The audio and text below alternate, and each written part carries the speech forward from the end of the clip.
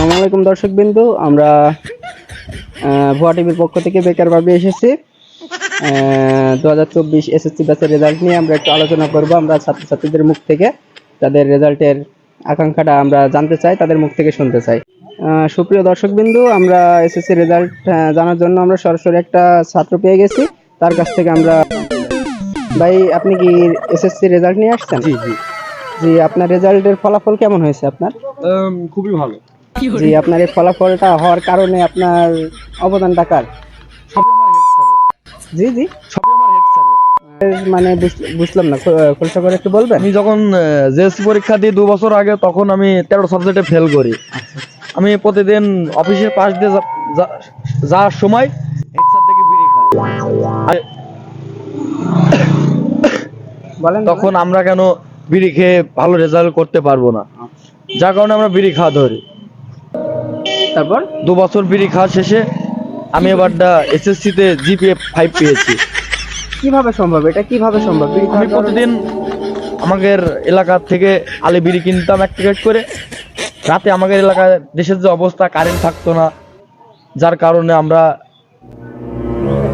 ভালো করে পড়াশোনা করতে পারিনি। বিড়ির আগুন দিয়ে খাইছি আর পড়েছি, যার কারণে আমাদের রেজাল্ট এত সুন্দর হয়েছে। তো দর্শকবৃন্দু, আপনারা দেখতে পেলেন যে আমাদের মাঝে একটা স্টুডেন্ট, সে বিড়ি খেয়ে বিড়ির আগুন দিয়ে পড়াশোনা করে সে আজকে জিপিএ 5 পেয়েছে। তো দর্শকবৃন্দু, আমরা চলে যাব সরাসরি, একটা স্টুডেন্ট পেয়েছি, তার কাছে চলে যাব, তার মুখ থেকে তার রেজাল্টের খবর শুনবো। ভাই, ভাই আপনার মনটা খারাপ কেন ভাই? ভাই আমার রেজাল্ট খুব খারাপ হয়েছে ভাই। ভাই কিসের জন্য রেজাল্ট খারাপ হয়েছে আপনার? ওই জন্য আমার রেজাল্টটা খুব খারাপ হয়েছে ভাই। মানে বুঝলাম না ভাই। ভাই ওই খানকি 2 বছরের রিলেশন ছিল, ওর সাথে সারাদিন চ্যাট করে, রাত্রে চ্যাট করে, ওর জন্য পড়াশোনা করতে পারি নাই, সেই কারণে আমার রেজাল্টটা খুব খারাপ হয়েছে ভাই। আমরা কথাবার্তা বলে জানতে পারলাম সে একটা মেয়ের কারণে ফেল করছে। 2 বছর সে মেয়ের পিছনে টাইম দিছে, দেওয়ার কারণে সে এসএসসিতে এবার ফেল করছে। ভাই আপনার কি আর কিছু বলার আছে? না ভাই, আমার আর কিছু বলার নাই। আমরা ভুয়া টিভির পক্ষ থেকে আসছিলাম। আচ্ছা, ধন্যবাদ ভাই। আমরা শিক্ষার্থীর কাছে জানতে পারলাম সে ফেল করেছে। সুপ্রিয় দর্শক মণ্ডলী, আমরা আরেকটা এসএসসি ব্যাচের শিক্ষার্থী পেয়েছি, তার কাছে সরাসরি চলে যাব, তার রেজাল্টের ফলাফল শুনবো আমরা। ভাইয়া আপনি কি, আপনার রেজাল্টের অবস্থা কি ভাইয়া? হ্যাঁ, আমার রেজাল্ট হয়েছে একদম সেই হয়েছে, একেবারে মারাত্মক। সেই বলতে কেমন হয়েছে ভাইয়া? পুরোই গোল্ডেন এ প্লাস।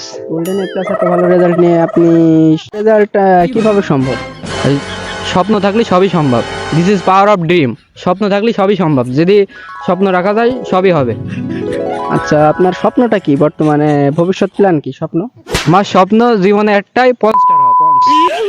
আচ্ছা, পমস্টার হলে তো আপনার যে আপনার নাম ডাক খারাপ হবে, আপনার ফ্যামিলি সবকিছুতেই খারাপ আসবে। এটা কোনো ব্যাপার না, জীবনে ভাইরাল হতে হবে, ভালো করে হোক আর খারাপ করে হোক ভাইরাল হতে হবে। এই যে আপনি যে ভিডিওটা বানাইছেন, এই ভালো ভিডিও, এই ভিডিও কি কেউ দেখবে না? যদি বানান যে একটা খারাপ যেটাই হোক, নেগেটিভ জিনিস, সবাই দেখবে। তাই জীবনে ভাইরাল হতে হবে, এর উপর কোনো কিছু নেই, ভাইরাল। এই যে আপনি যে নিউজটা বানাইছেন, এই নিউজ ভালো নিউজ, এই নিউজটা কেউ দেখবে, পরীক্ষার একটা নিউজ। কিন্তু আপনি যদি নেগেটিভ ভিডিও বানান, সবাই দেখবে। তাই আমারও স্বপ্ন পঞ্চস্টার হওয়া, পঞ্চস্টার। জীবনের নাম হলেই হবে, বদনাম হোক আর সুনাম হোক সেটা ব্যাপার নাই, নামই যথেষ্ট। জি, আপনি এত ভালো রেজাল্ট করার পরে আপনার পমস্টার হওয়ার স্বপ্নটা কি কারণে? আপনি তো ডাক্তার, ইঞ্জিনিয়ার হইতে পারতেন, স্বপ্ন হইতে পারতো। আপনার এই পমস্টার হওয়ার পিছনে উদ্দেশ্যটা কি?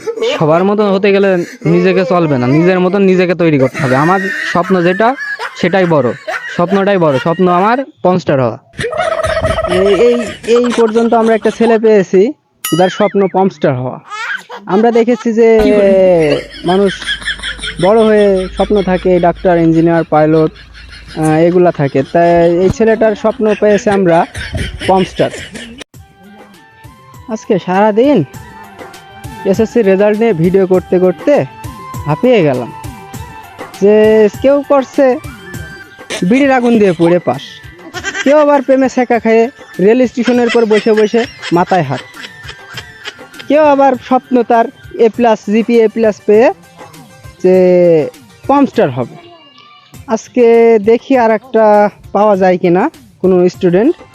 ওই তো আমরা সামনে দেখতে পাচ্ছি, তার কাছ থেকে আমরা তার মনের আকাঙ্ক্ষাটা জানবো।